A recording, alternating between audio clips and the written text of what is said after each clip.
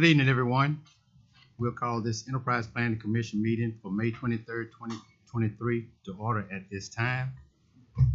When we get to your request, if you would please come forward and give us your name, your company, or your home address at that time. And we will also have a public hearing. If you, for 3 minutes, you have to speak on the request that we have. You would have 3 minutes to do that. Commission, you've received the minutes from our last April 25th, 2023 meeting. I'll take a motion on that or any correction. Motion. Second. We have a motion and a second to approve the minutes for April 25th, 2023. Are there any questions? All in favor, raise your right hand. Opposes, passed, adopted. Thank you very much. We don't have any old business today, but we do have some new business. And we have a request by Heron Cove LLC for the rezone of 16.57 acres of land from B1 Business District as shown on Map A present to R75A Residential District as shown on Map B, proposed located at 300 Heron Cove Drive. Staff, do you have any statement on this? Yes, sir. So, Commission, we received this request, and so I'm going to give you a little bit of background on this request. The apartments were built in compliance with our zoning ordinance when they were built back in, I believe it was 06 or 07, when it was allowed to build those type of apartment complexes in a B1 zone. So they've been compliant, but because when we changed our zoning ordinance, we took that right out of a B1. We're basically just correcting a technical error with this. So they're wanting to go to R75A, which is their proper zoning, and the city looked at it. It fits our comprehensive plan. It fits it fits all of our zoning regulations, everything like that, and we recommend that it be approved. Okay, thank you, sir. Is there anyone that that for this request would like to speak at this time? So he was not able to make it tonight, but I should be able to answer any questions that you may have about this request. Okay, we'll do a public hearing and then I'll see if they have it. Thank you very much, Mr. Thomas. Okay, at this time we'll open the floor for a public hearing. You have 3 minutes if you would come forward, and we have a sheet up here. Even if you have a request or you for public hearing, if you would put your name and your address on that, we would appreciate that, please. If not, we'll close the public hearing. Commission, do you all have any questions as far as this rezone? Will there be a demolition of what's there and replace it? No. He'll explain it to you. It's not going to be in. So there'll be no demolition of what's there. So basically what happens when it got built compliant with our zoning ordinance. We changed our zoning ordinance, and instead of updating the map to reflect it, it just kind of got left in that B1 zone. And so then when the owner of the Heron Cove LLC attempted to do something with the property, it flagged back that it was a B1 zone and that was technically non-compliant with our zoning ordinance. So they brought it to us for us to be able to fix that issue. Everything will stay the same. This will actually make it where if something was to happen to this complex, it could legally be rebuilt back. Because right now, if something was to happen to it, we would have to go through this rezoning process anyway. So really, we're just getting ahead of any issues. It is technically grandfathered in right now, yes, sir. Thank you.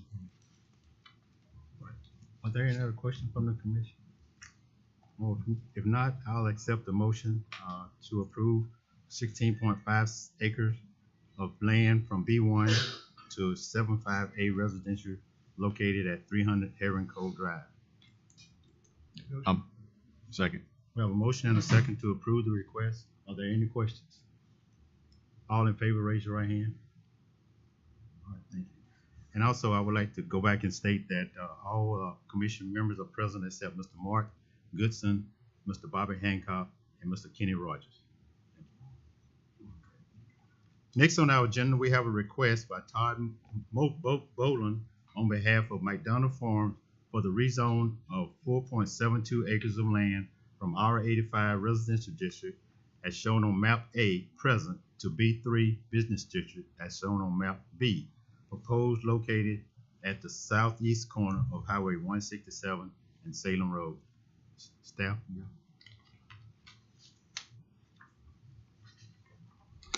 Commission, so what you have in front of you is a rezoning request. The current the zoning is R85. That is a residential district. The surrounding zoning for that is M2, which is like an industrial district, and then R85 and the surrounding areas. There's no real encroachment from the residential district on this potential rezoning. The nearest residents are further down the road or on the other side of the big part or big piece of land right there. So when we were looking through our future land use map that KPS provided us that we adopted in, we found that intersection would best be used for business, this type of business, B3, like a service station or something of that nature, because of its access to the highway. It has an intersection, those type of things. So we do recommend the proposed rezoning be done, but we do recommend it contingent upon Salem Road, any improvements being done to Salem Road that are necessary to ensure its functionality due to any increased truck traffic or anything else like that. Okay. Mr. Thomas, do you recall if this, during your research, did you see if this was rezoned maybe recently, like a year or so ago? Not that I saw. I know that the back piece, if you go more towards Salem Road, that's where Graythorn was at. That area might have been rezoned recently in the past, but not within the last, not in the last year and a half that I can recall.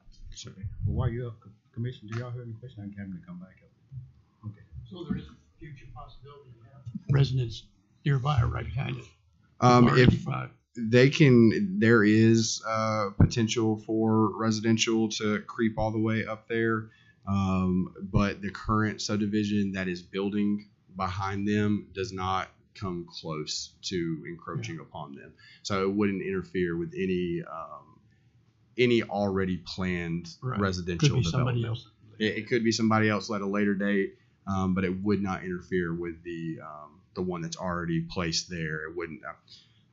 It wouldn't even really get close to what they've shown on their master plan. Thank you, Mr. Thomas. So, is there anyone that presented a request? Would you like to have anything to say at this time?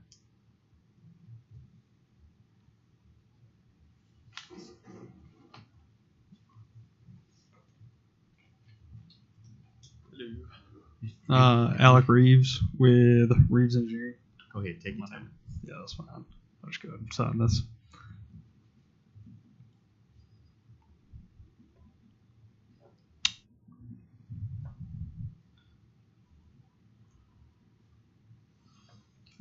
Okay.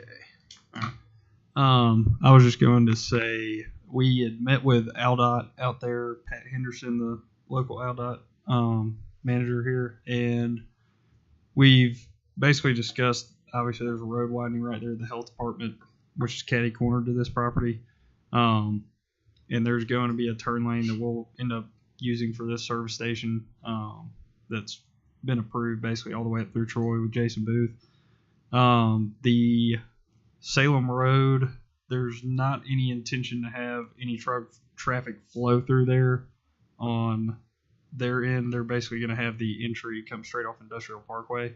So I'm not certain what the buildup is there, but we would end up working with the city, obviously, to kind of work that out in the future. But we'd probably have to get a geotech core done for that road if there was anything to figure out there. But technically, there shouldn't be truck traffic going onto that road due to this, unless they're just going the wrong way. So that would be the main item I was just going to let everyone know.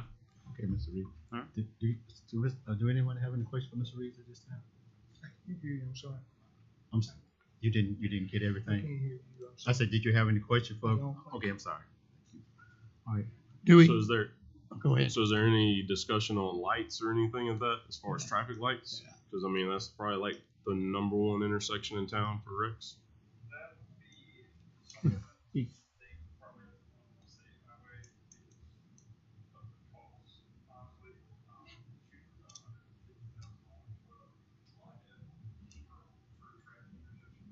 Have we discussed that with them though? If you could Oh, come yeah. forward, please, we won't take it too long, but if you can come forward, appreciate that. So, from my understanding with Pat, it seems to be a future thought, but they don't foresee that being the case right now, even with that additional traffic that might be caused by this. So, I'm thinking that somewhere down the future in their next kind of big pass through, but I don't think they've currently got anything with the traffic studies they've got now indicating that would be necessary. So, currently, they're not planning on it, but I think they do understand that's probably going to happen sometime within the next 10 years, if I had to guess. So they are at least thinking about it, so they know it's coming more than likely. You talked about no trucks. Mm-hmm. You mentioned gas station. I envision the truck stop. Well, there are trucks. Big trucks. It's coming on Industrial Parkway, and the turnoff is off Industrial Parkway. So I think the worry there was them coming onto Salem Road, but that there's not going to be a truck entry exit point off of Salem. It'll only be off 167. That's right. Wow. So yes. Mm-hmm. It'll be actually directly across from the Industrial Park entrance is where it would be. Thank you very much, Mr. Reeves. We do appreciate that. Be a lot of traffic. We'll open for public hearing in just a moment. Just one additional thing. Of course, staff will receive construction drawings on this project, and anything to do with access, driveways, and all, we'll coordinate that through AlDOT and look at the truck traffic that they've got and make sure that if there is a signal warrant analysis that's required by AlDOT, we'll address that during the review of the construction plans. Right now, all they're requesting for is a rezone at this time, but we will definitely dig in a little bit deeper on the requirements and the traffic, because that is a busy intersection. I'm sure the AlDOT will have some comment on that, but we'll make sure that staff has a discussion with AlDOT at the proper time to do that once we have a little bit more information about the project. All right, Mr. Mott. Anybody have any questions for the information Mr. Mott have given to us? Thank you again, sir. At this time, we'll open the floor for public comment. You have 3 minutes to speak on this. If you would, come forward and give us your name, and if you would, write it down on the paper, we'd appreciate that. So you can come forward at this time. My name is Joe Donifro. We'll be the architects for the I'm project. sorry, your name again? sir? Joseph Donifro. Thank you, sir. We'll be the architects for the project. And if you recall, and I'll speak specifically to the building, the first building that we did for Mr. Patel was the convenience store and gas station that is on Bollweevil Circle, right there next to Santa Fe. And so it'll have some of the same design features as that building. And it'll be a little bit larger. And I did speak with planning today and echo what the gentleman just said, is we'll come before the development review meeting and review the site plan, landscaping, circulation patterns, the building itself, internal lighting, and those kinds of things. And so we'll make sure that the city has their input on the project at that point before we actually call the drawings final. Okay, Mr. Dunn. Okay. Anybody from the commission have any question for Mr. Dunn at this time? Well, thank you, sir. Yes, sir. Okay, take your time and put your information down. Sir. Is there anyone else that would like to speak on this at this time? If not, we'll close the public hearing. And Commission, do y'all have any other statements? Okay.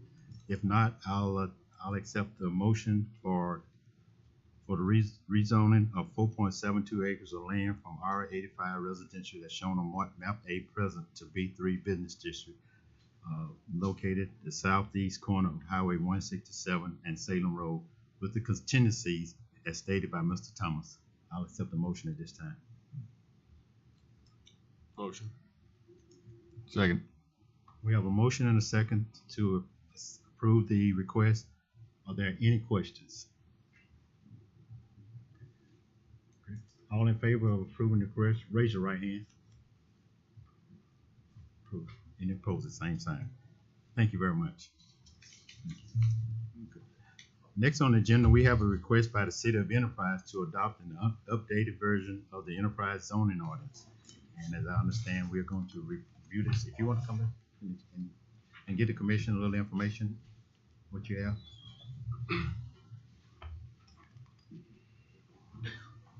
So, Commission, so today we're going to look at the proposed new zoning map, along with looking at, I believe, a summary of the changes that we've made to the zoning ordinance. So what we plan to do with this is just going to be just a preliminary review right here, kind of pick your brains a little bit, get some comments from you, that kind of stuff. We don't plan on, and the recommendation from staff is going to be to lay this over into the next meeting.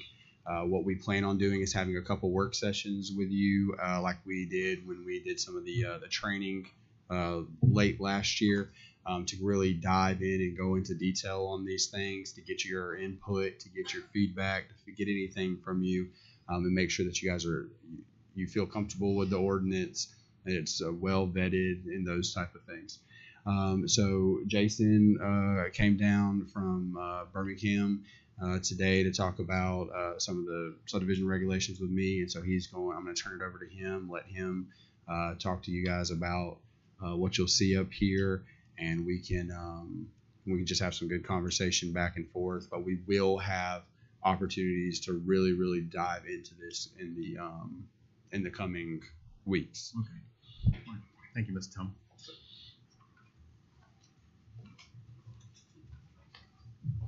Good evening, everybody. Good evening, sir. All right, so the last 6 months, Thomas and I have been pouring through the ordinance line by line to look for areas of improvement, and we started this conversation really back during the development of the comprehensive plan, and Jonathan and Barry and I all discussed some of the kind of major issues with the ordinance, and have tried to rectify some of those things and bring it up to date, clean up some of the vagueness, some conflicting language, redundancy, and just make it leaner, cleaner, and more functional for you. I'm just going to highlight some. You've all gotten the summary of changes. I'm going to go through these, just not in depth, but because you're going to, after today, I hope you'll spend some time kind of using this as a reference to look at sections of the ordinance that you may have concerns or thoughts about. But generally, we wanted to bring it up to date. There are uses that when the ordinance was updated back in 2007 weren't relevant to enterprise or just weren't a thing back then that are now issues for communities in Alabama. Short-term rentals, for example, that just wasn't an issue back in 2007, and lots of things like that. We've tried to make sure that the ordinance addresses those and gives you the ability to regulate those appropriately.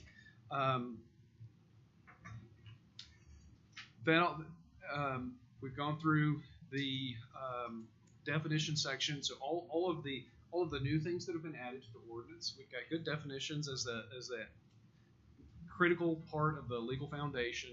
So if you start talking about things in the ordinance, we've got language that defines what that is, so there's clarity there. In terms of one of the big changes is the overall organization of the ordinance itself.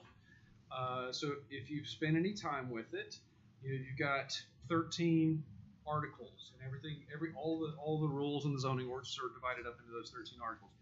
We've tried to reorganize that in a way, and this is the last page of the handout. reorganize it in a way that it moves a little more intuitively from general to more specific things instead of little general, little specific, little general. And so if you want to know something about landscaping, you have a landscaping article. If you want to know something about signage, there's a signage article instead of those things buried into an article that's about other things. If you want to know something about your business or industrial districts, they're in their own article. The residential regulations, they're in their own article. And regulations that apply to everybody, all the districts, they're in their own article. So we try to organize it in a way that it's easier to find things from the standpoint of the planning commission, the council, staff, and the any applicants, developers coming forward. They'll be able to find things in the ordinance a little more easily. So that's a big difference, at least visually, when you start to look through the ordinance. You'll say, well, where's this thing that's changed? The locations of different regulations have changed. It is not necessary. We haven't cut out major sections. We've just moved them around a little bit. So just be aware of that. One of the fundamental changes that we looked at and we began talking about back during that I mentioned when Jonathan and Barry and Thomas I started talking about the ordinances. There are a lot of residential districts. We have proposed to fold those down a little bit, and we're going to have suggested kind of renaming them. Now they're organized based on the R100, R85, R75, R65, R75A, and R75M, and R75S. And, they're all based on the minimum lot width, the nomenclature, the names of them.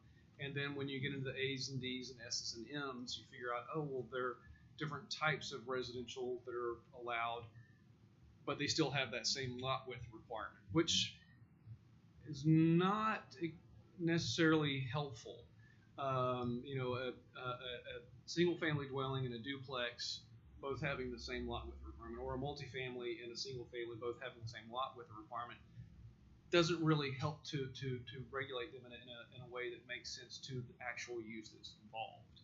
So we've taken the kind of lot width piece out of the core meaning of the district. There's still lot width requirements, but we've proposed reframing them as given R1, which is your low density residential single family, and that is currently what your R100 is. Your R100 becomes R1. Same rules, it's just a new name, and it's not defined by the lot width. It still has the same lot width.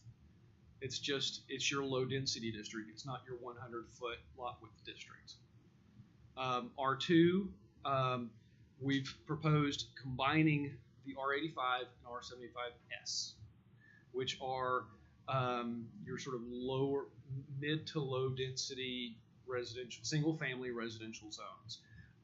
The minimum lot size in R85 is 12,000, and the minimum lot size in R75S is 10,000. There's only 2,000 square foot difference in lot size. So we've suggested let's just put these together, and it's a 10,000 square foot lot size. So the R75S lot size would be what's the defining part of the R. So everything in R85 becoming R2 is conforming. Everything in R75S coming into R2 would be conforming. Then we go to the next level of R75, or R65 becomes your R3, which is more your high to medium density residential zone. Then you have an R4, which all of the districts that you have that allow duplexes and triplexes and quadplexes all become one zone.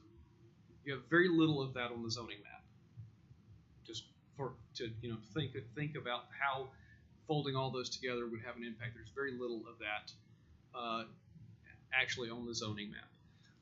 But putting all of those together, and then the R5 becomes your multifamily zone. The R75A and that becomes your R5 becomes your multifamily zone. Then the townhouse districts, fold them all into one townhouse district. So currently you have TH1, 2, and 3. They all have slightly different lot requirements: 24-foot lot width, 20-foot lot width, and a 14-foot lot width. So the TH3 is theoretically your densest, narrowest townhouse. You have some T3 zones on the map, but none of that development is denser than your TH2. So they all have at least 20-foot wide lots. Even though they're zoned TH3, they could have 14-foot wide lots. They all have 20-foot or more lot widths. They all meet the higher standard, or the TH2 requirements. So we've suggested making the TH2 sort of the dominant new townhouse district. So anything that's currently zoned TH1, TH2, or TH3 would all meet the requirements of the newly folded together RT, residential townhouse. Excuse me, the R5 you said was multifamily, but on here it says SF, single family. Is that a missed thing, or what does that mean? It allows single family, It allows duplex, okay. triplex, quadplex, and For the multifamily. okay. So All right. it allows everything up to and including multifamily. Okay, just want to clarify that thing. Sure. And then the last one, of course, we left that one alone, the MHP Manufactured Home Park District. So we've gone from 11 down to 2, 3, 4, 5, 6, 7 residential districts instead of 11. And in the process of changing these over and rezoning them, nothing becomes non-conforming as a result of the changes. Very critical. Nothing becomes non-conforming. Unless it was already non-conforming, we can't do anything about that. So that's a really big change in terms of how the new ordinance will look, and it will have an impact on the zoning map. But hopefully it simplifies things. One of the things that go ahead. I was just going to jump in and just basically, he was getting to where I was going. All this will do is simplify our zoning map. It will make our zoning map easier to interpret. It will make development easier since you don't have so many different options for people to kind of get overly confused about what's the difference between this, what's the difference between that. And also, we've answered a lot of the questions that developers have wanted us from when we went for this R3. We dropped it from an R65 to what it would be like an R50, but it's just R3. So there's a 50-foot lot line. We gave them the smaller lots that they've requested, that they've asked for, but also given us kind of like three different zones for, you got your low density, you got your medium, you got your small, or your high. And so it just makes it a lot easier for them to just, okay, this is what I want to build, this is what I want to build, this is what I want to build. And so it gets rid of a lot of the zones that we don't really use a lot of, like the R85. So there's like one development that I can think of as an R85. And then like the R75, M and D, they don't really exist. And so that allows us to simplify our zoning map. And so instead of it being 15 different colors and they're all blended in together, we're able to like combine a bunch of different districts and to make it flow better.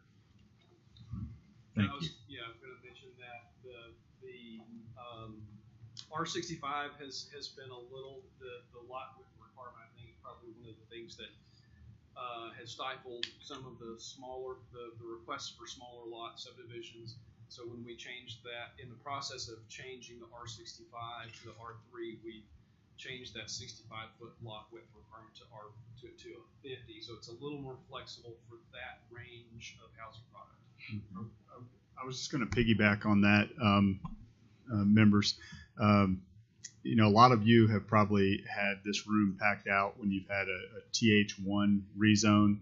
and people are saying, hey, we're just building smaller homes or single family homes, but I don't have a designation to go to. It's either R65 or TH1 if it's not a 65-foot lot line. And so this allows people to know when they rezone it to an R3 that somebody's not going to do a bait and switch and say, hey, we rezoned it TH1. We promised you we were going to do cottages, but the market conditions changed, so now we're going to shift and do townhouses because it's zoned. You can do that. And so that's another protective measure for the public too. And then you don't have people coming down here because they see the TH zoning and automatically think, hey, this is going to be a townhouse. That's going to hurt my property value. I don't want that. I don't like it. Whereas many times if they had just seen an R in front of that designation, you've heard probably time and time again, well, why don't they just make it R65 then if they're going to do that, or R whatever. And there's just nothing in the zoning right now to allow it. So. Thank you. In terms of your business and industrial districts, we spend a lot of time adding in uses that are not addressed in the current zoning ordinance and updating the table. You'll notice if you look through, the tables are split up. So as I mentioned before, we've got an article that deals with residential, an article that deals with the non-residential districts. That's going to be a little bit easier, I think, for people to find things. Typically, when somebody is looking through the table of permitted uses for something in a residential district, they don't really care about what's allowed in B1 or INST. So having a smaller table for the residential districts is going to be easier for people to absorb. And the same thing goes for the non-residential districts. The non-residential districts is the longest table. It's about 3 or 4 pages, but we've tried to add in all of the kind of uses that need to be dealt with individually, and otherwise include things in categories, like you have a general retail category. So unless it's a type of retail that has something about it that you feel like you need to treat it specially, like we're going to allow this in this district but not in another. So for example, I'm trying to think of that, unenclosed retail, like sells cemetery markers and something like that. That would be separated out from your general retail category. So we do try to keep it simple, but there are a lot of individual uses that have to be addressed. So anyway, that table has been really updated, and we do have a lot of individual uses listed in there, but it's primarily to make sure that the ordinance covers the issues that you feel are relevant to you. We're proposing to let the medical district go away, in that those existing areas that are zoned medical district can either be incorporated into an adjoining business district zone or into an institutional zone. Just to another one of those kind of, you don't need this district because you've got other districts that account for those types of uses. So you've got the hospital downtown, that's in the medical district. Well, you've also got the B2, and if the B2 says you can have a hospital in it, then why do you have to have a medical district? So we've trying to approach things. Yes, we're adding some additional stuff to the zoning ordinance, but we're also trying to balance that out with trying to simplify and clean up. You've got 3 manufacturing zones, really only 2. You've got one small M3 district southwest of downtown, but what's in it is allowed in an M2. So we've suggested let's get rid of the M3 zone and just rezone that one M3 property into the M2. Another less zone to have to worry about. In terms of your special districts, you've got your highway corridor overlay district right now. You've got your agricultural district, which is kind of a unique one. and you have the PRD, Planned Residential District, and your Planned Business District. The Planned Residential District has not been used much. There's just one area of town that has the PRD zoning. It's very open-ended, which it represents sort of a risk for the city in not having any real solid ground rules for how do you use the PRD.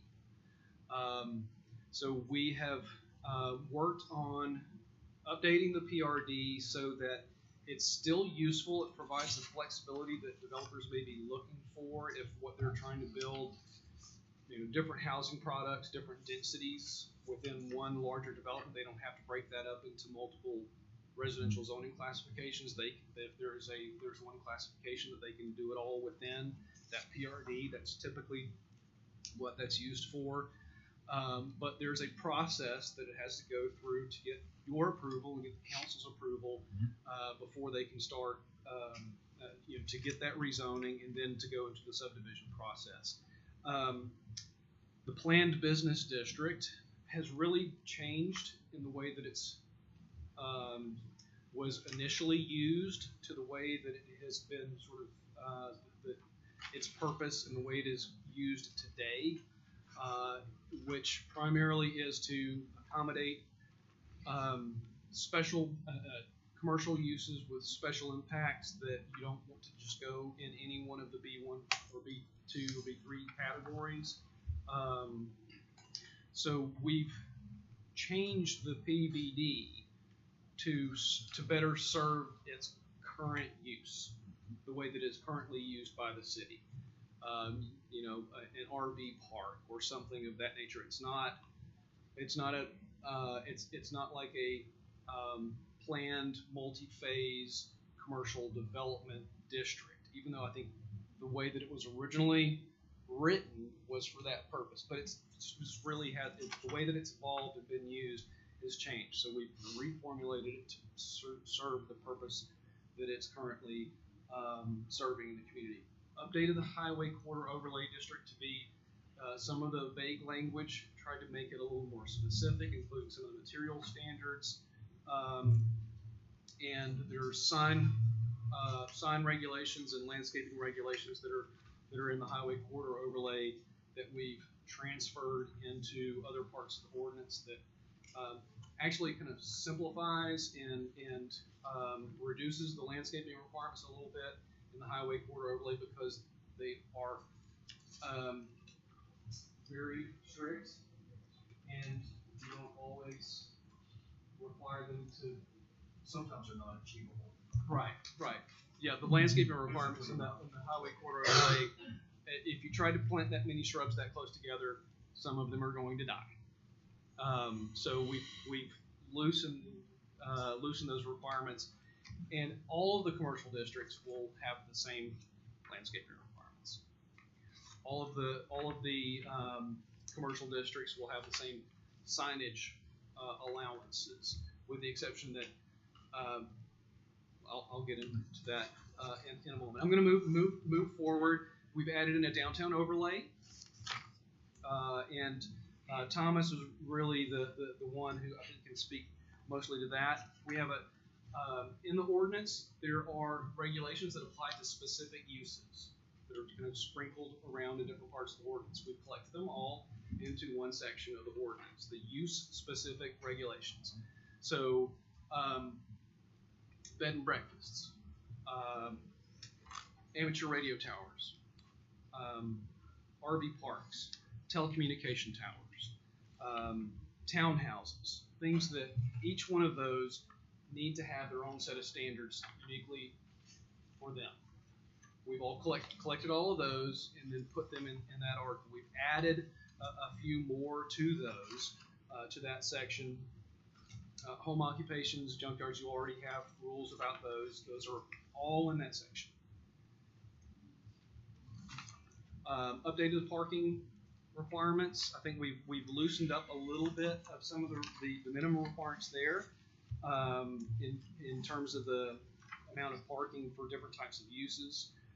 We've added an allowance for remote parking if it's within 400 feet of a development that can be approved by the Board of Adjustments. Added some flexibility in terms of the parking design, surfacing of parking lots. So if you are if you have a business in an agricultural district, you may not have to do a standard gravel parking lot, standard asphalt parking lot. You may be able to do a gravel parking lot. Overflow parking areas could theoretically be approved for using gravel. So trying to loosen some things up where loosening makes sense. Sign regulations, we had to make some pretty significant changes to that because of First Amendment cases that have come before the Supreme Court over the last 15 years to make sure that your rules do not violate the First Amendment case law. And that means sign regulations that regulate signage based on the content of the sign. We can't do that, with the exception that you can distinguish between on-premise signage and off-premise signage. Billboards are off-premise, and everything else is on-premise. Those are really the only kind of, so you can't say a real estate sign can be this or that, because once you call it a real estate sign, you're regulating it by its content. So we have, look into this section, think about, are we regulating signs by what they say or who it is who's saying these things? We have to avoid doing that. So a lot of changes to that section. In terms of sign heights, the Highway Corridor Overlay District, the way it is set up today, says you can only put in a sign that's 16 feet tall in all of your highways that are commercially zoned. We recognize that Bullweevil Circle is different from 167, and 167 is going to be different from some of your other commercial corridors because of the speed, the width of the roadway. All of those things affect how you absorb signs as you're driving along. The faster you're going, the wider the road is, the bigger and taller signs really need to be. But if you're on a 2-lane road that's 35 miles an hour, you don't need to have a 40-foot tall sign that's 200 square feet. That's, it's a matter of scale and speed. So we've tried to adjust the height allowances based on the size and speed of the roadway. Excuse me, don't lose your chain of thought. Mr. Woodham, I know you had another meeting. I just wanted to go ahead and we can vote to hold this over before you leave. But I don't want to mess up your chain of thought, though. But I did want to accommodate Mr. Woodham and to make sure that we get the vote in. Would that be all right, Mr. Thomas? Thomas, would that be all right before he finish? We want to go ahead and get that so he can. I have another board meeting at Christian Mission. When do you need to leave? 5:15. Yes, 2 minutes. Let me just make real quick. As y'all can tell, Thomas and Jason, they're very passionate about this, and there's a lot to go over. One thing I was going to say is we want to come back and have an education meeting. There's a lot of things that just make sense. It's a good housekeeping, some things that we need to do to make them more usable for the users that are developing here. But there's some things also that we're going to need some input from you as a board, and we would like to set up another meeting to go through those issues in detail. We were thinking about in about 2 weeks from now, getting together, give you a chance, kind of flip through here. You can look through it, maybe make some notes so you come kind of a little better educated.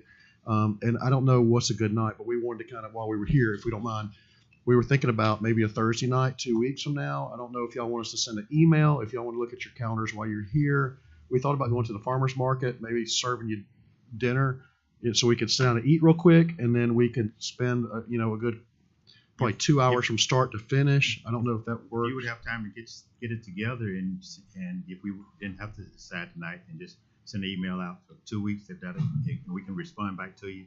Be glad to That do way that. We can look at it and we can be more sure. We'll give for you two, everybody. and our Let's do- thoughts were is to do two, Mr. Chairman, two dates, maybe in 2 weeks from now, and then the following week, so we can get these things done, get your input, we make final comments. But we'll be glad to stay afterwards to show you about the map, answer any questions you've got. But if you don't mind, that's just I'll Yeah, kind of right. put a quick bow on this, and then if y'all That's could vote to lay this over till the next meeting, that would be great. Okay, thank you very much. Commission, at this time, we have a request by the City of Enterprise to adopt and update the version of the Enterprise zoning ordinance. I'll take a motion to hold this over to our next meeting. I'll second motion at this time. I'll take a motion. Second. We have a motion and a second to approve the request. Are there any questions? All in favor, raise your right hand. Pass. Thank you very much. Go ahead, Mr. So one thing I would like Jason to do, and I really appreciate him taking time to be here from Birmingham to do this, but he's got the zoning map up, and I'd like for him to take just a minute and show you kind of what the new map looks like. I know if you've looked at the map before, it's very difficult to follow. It's a lot of red, and it's got arrows pointing to this one, and you're trying to find out, is that what? So if Jason, I'm going to turn the mic back over to you, but will you talk to him a little bit about the map, the zoning map? Thank you very much. And thank you, Thanks, Barry. Jason, for taking that pause. We appreciate that. Absolutely. All right, so here is your existing zoning map, and I'm going to kind of walk through some of the recommendations that we have made to change the zoning map. Some of them are as a result of the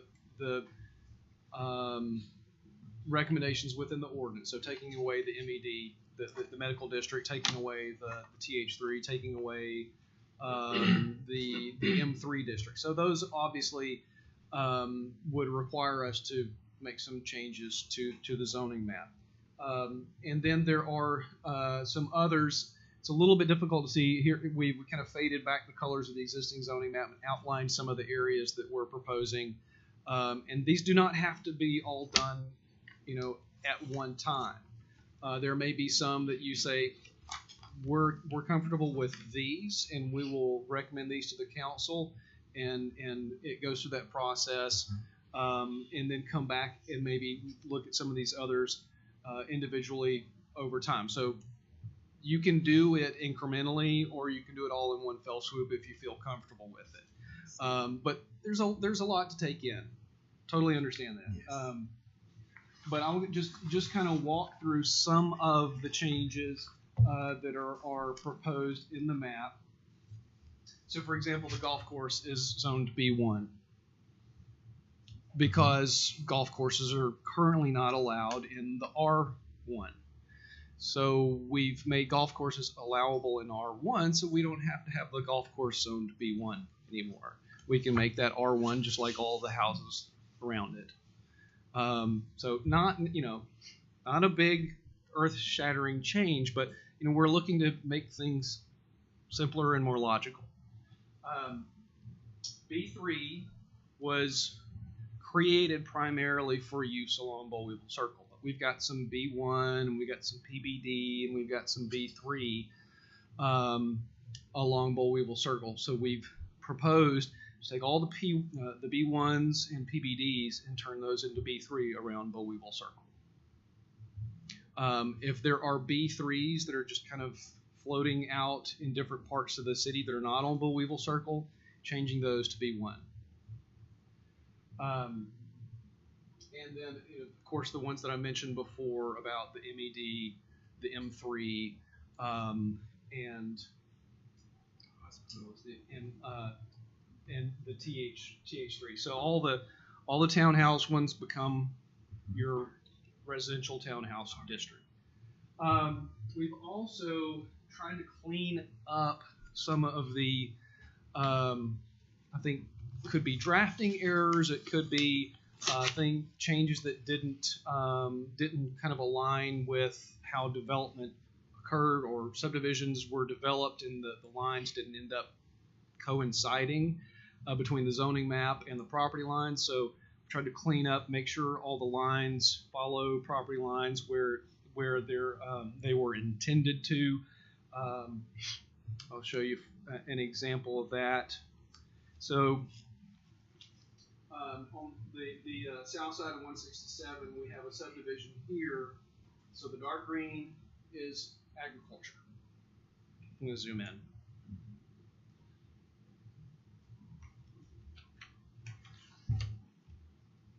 Yeah. So all that dark green is agricultural, and then you've got R100 right here. The subdivision is up here and all around here. So we have changed all of this to be a to be the residential zone, and then that leftover stays agriculture. So we've gone through a lot of those instances of where the development and the zoning boundaries haven't matched up.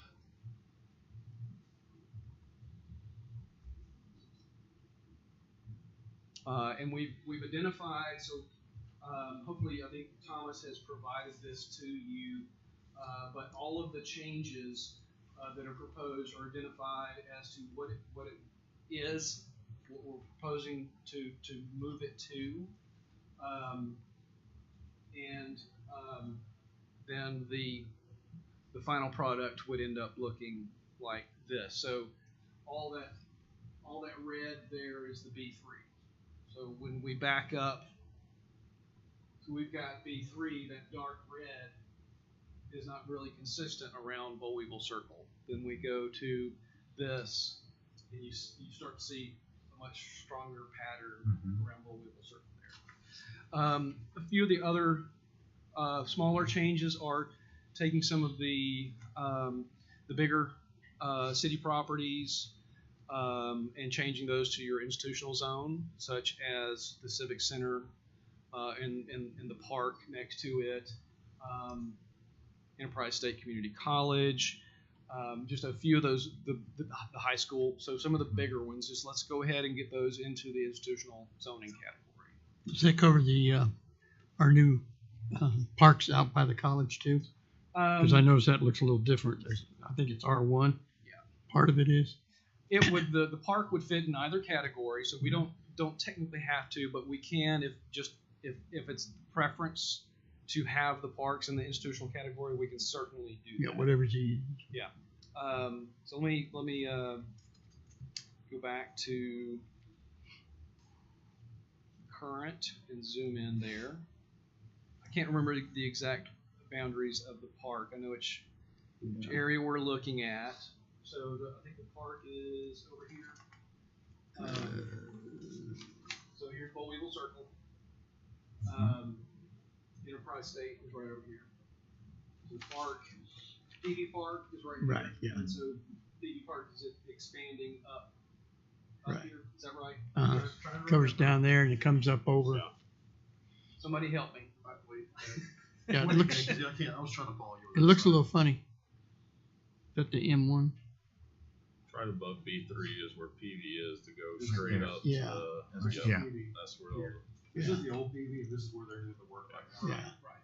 So it's currently zoned R100. The pickleball courts we're looking at are About right. here or right there. Yeah.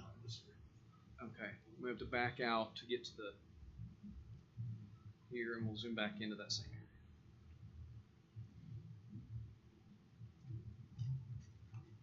Yeah. So we get the Looks so like we've got the R1. north part of the addition. We've got that in as Institution. INC, but we didn't capture this. So if That we can to either the do right. that, I'll leave that as R1, or we can make that all this. All that whole green, right, Barry? All the way down. all the way down to here. I think. Is that the whole thing? Yeah, somewhere around. Okay. I'll have to overlay that on Google. But One thing she's clearly, gonna be able to do is that's- give us this map and Google Earth. We can overlay it. Yeah. And it'll be a whole lot easier to see.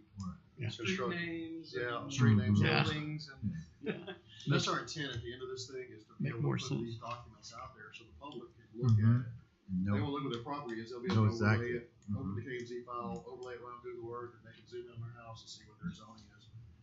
And then M1 was what now again? Is that medical? manufacturing one. Manufacturing That would one. be through your light industry. Yeah. Okay. That's So right. that's the industrial. Yeah. Part of the industrial park areas. So one of the things that we noticed, and Jason picked up on this too as well, is the way that it was done before. The colors really do help us because it it'll show clear boundaries between where areas are. Remember, we've come to you a couple times in the past where a piece of property like zoned right in the middle of half the property, half the house is owned something, and half the house is owned something else.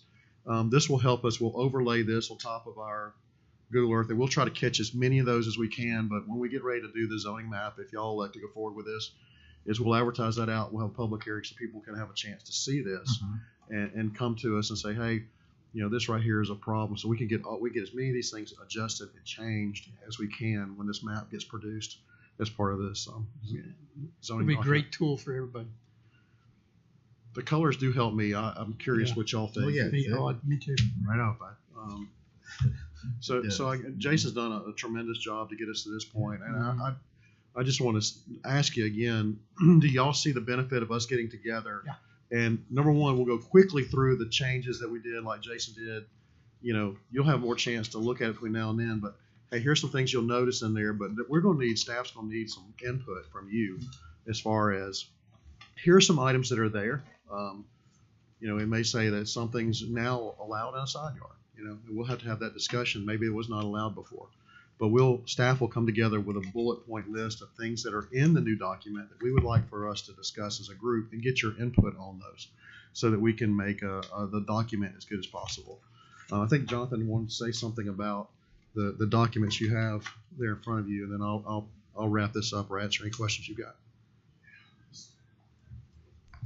Just really quickly, what you've got before you is a lot of hard work, as Barry has mentioned, between staff, particularly Thomas from the city end, and then Jason Fondren and KPS.